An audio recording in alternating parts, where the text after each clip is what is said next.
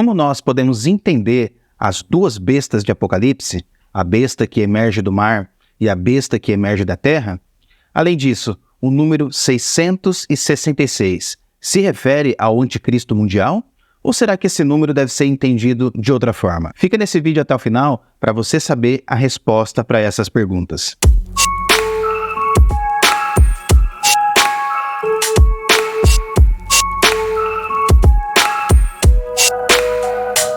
Eu quero começar esse vídeo, irmãos, apresentando para você uma visão geral do capítulo 13 de Apocalipse, para você ficar situado no contexto da passagem. O apóstolo João relata uma visão onde ele se coloca na areia do mar e ele vê uma besta subindo do mar. Essa besta tem 7 cabeças e 10 chifres. Sobre os chifres há 10 diademas e sobre as 7 cabeças está escrito um nome de blasfêmia. João diz que a besta se parece com um leopardo, tem os pés de urso e a boca de leão. E a besta recebe do dragão o poder, o trono e a autoridade.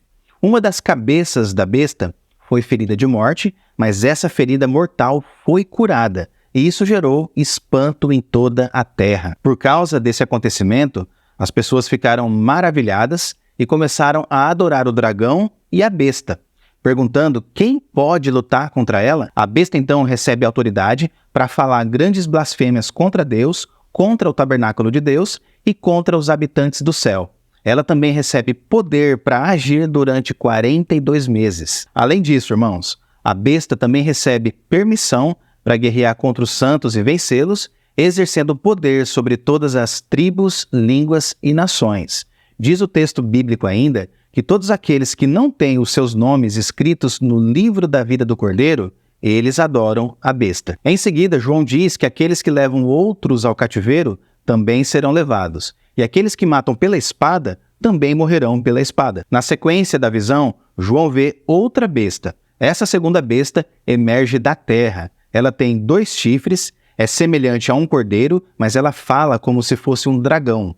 Essa segunda besta, irmãos, exerce todo o poder da primeira besta, e ela faz com que os habitantes da terra adorem a primeira besta, cuja ferida mortal foi curada. Ela realiza grandes sinais, incluindo fazer descer fogo do céu à terra, e ela engana os habitantes da terra, ordenando que eles façam uma imagem da primeira besta. A segunda besta concede então vida a essa imagem, fazendo com que todos os que não adoram a imagem sejam mortos. Além disso, ela também obriga a todos, pequenos e grandes, ricos e pobres, livres e escravos, a receberem uma marca na mão direita ou na testa. E sem essa marca, ninguém pode comprar ou vender. E assim, João encerra sua visão, declarando que aquele que tem entendimento deve calcular o número da besta, que é número de um homem, e o número é 666. Vamos então para a explicação desse texto bíblico.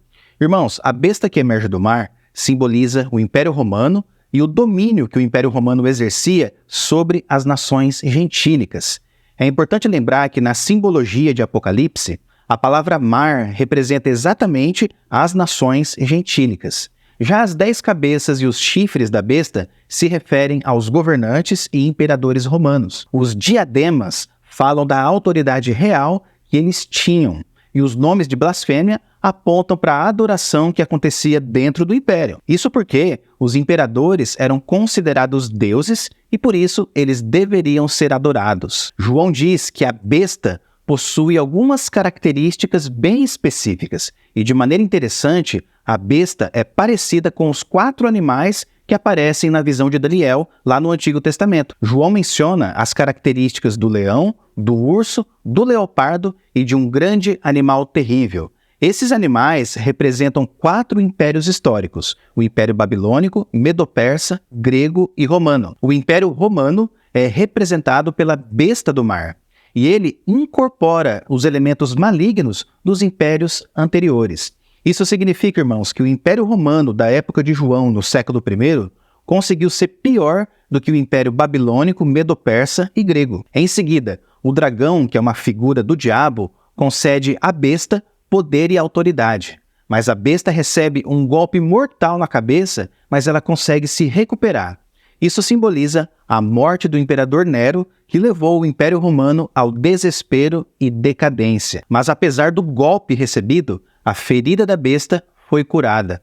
Isso aponta para a recuperação do Império Romano, que debaixo do poder de Vespasiano conseguiu se recuperar e se estabelecer novamente. Isso, irmãos, foi algo inacreditável aos olhos das pessoas. E é por isso que a terra toda ficou maravilhada por causa disso. Mas é importante entender que a palavra terra não é uma referência ao planeta Terra, mas sim ao Império Romano, onde o culto ao imperador era algo muito comum. João afirma que os únicos que adoraram a besta foram aqueles cujos nomes não estavam escritos no livro da vida antes da fundação do mundo. A visão da besta do mar termina no versículo 10, onde João cita o texto de Jeremias 15, versículo 2.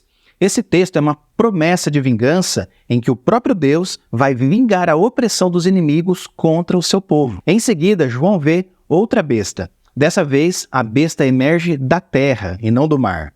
Ela tem 2 chifres, se parece com um cordeiro, mas ela fala como se fosse um dragão. Essa besta que emerge da terra representa os líderes religiosos de Israel do século I. Ao contrário da primeira besta, que representa Roma e que vem do mar, que simboliza o mundo gentil, a segunda besta surge da terra, que simboliza a terra de Israel. Note ainda que essa segunda besta não tem poder próprio, mas ela age em nome da primeira besta. E dessa forma, ela influencia o povo de Israel a adorar a autoridade romana. Além disso, irmãos, essa besta também realiza sinais milagrosos para enganar as pessoas. E o próprio Jesus já tinha alertado que isso aconteceria durante a geração dos primeiros cristãos. Em seguida, João fala sobre a imagem da besta. A besta da terra seduz os habitantes da terra de Israel por meio dos seus milagres, e ela convence todos a fazerem uma imagem dedicada à primeira besta, ou seja, a besta do mar. Isso de fato acontece, e a imagem da besta recebe vida e poder para falar. Mas a imagem da besta acaba matando os seus próprios adoradores. É muito importante entender que essa imagem não tem qualquer ligação com a tecnologia moderna, como alguns teólogos gostam de dizer. Essa imagem que foi criada se refere à estátua do imperador romano que as pessoas eram forçadas a adorar naquela época. Agora, uma pergunta que não quer calar. Como que essa estátua recebeu a capacidade de falar? Bem, irmãos, naquele período do século I, era bastante comum você ver truques mágicos e ventriloquismo sendo praticados nos templos e nas cortes romanas.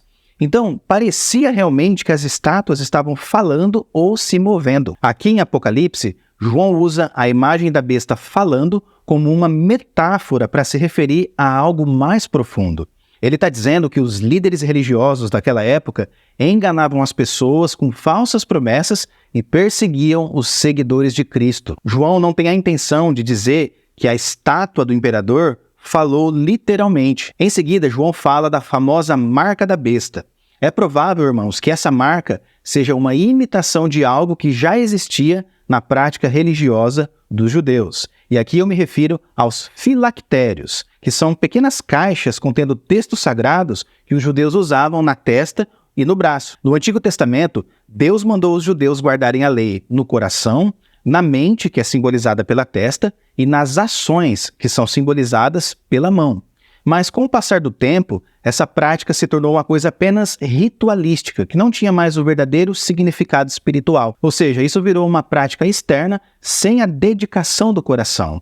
Então, diante disso, a marca da besta em Apocalipse pode ser uma paródia dessa prática judaica. João quer mostrar para os seus leitores que os líderes religiosos de Israel estavam enganando o povo ao impor sobre eles rituais e tradições vazias que não tinham mais o verdadeiro propósito de aproximar as pessoas de Deus. Então, a marca da besta fala da lealdade a esse sistema corrupto de religiosidade. Agora, note que quem não fosse leal ao sistema religioso ia sofrer terríveis restrições. Sem a marca da besta, a pessoa não poderia comprar ou vender. Naquele contexto, irmãos, quem fosse excomungado da comunidade perdia o acesso ao templo e à sinagoga. E isso afetava a pessoa em todos os sentidos, inclusive economicamente. E sabemos que um cristão naquele contexto era considerado uma pessoa herege. Então, quando um cristão era excluído da comunidade, ele também era excluído das atividades comerciais. As pessoas não iam mais fazer negociações com esse cristão que foi excluído.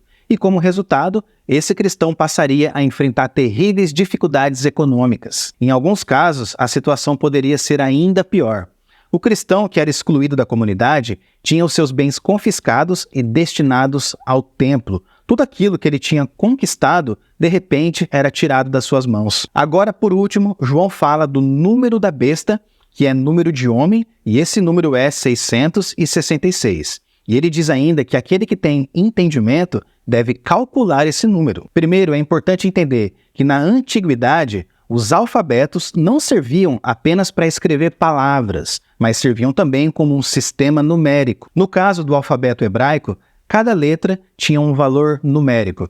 Esse método de associar números a palavras é chamado de gematria ou gematria. Então, o que João faz aqui em Apocalipse é usar esse sistema para que os leitores da época pudessem identificar quem era a besta. Quando nós olhamos para o nome Nero César em hebraico, e quando nós somamos o valor numérico de cada letra do nome dele, nós chegamos ao total de 666. Você não pode esquecer que João estava escrevendo para cristãos perseguidos. E Nero foi o principal responsável por essa perseguição no primeiro século. Então, irmãos, quando João associa o número 666 à figura da besta, ele está identificando a besta com a pessoa de Nero. Portanto, para resumir tudo o que foi dito aqui, corporativamente, a besta do mar é o Império Romano. E individualmente, a besta do mar é Nero César. E a besta da terra, que trabalha em favor da besta do mar, são os líderes religiosos de Israel do século I. Se você gostou desse vídeo, curta e compartilhe para fortalecer o canal e se inscreva para você receber novos conteúdos. Aqui você tem teologia e escatologia em um só lugar.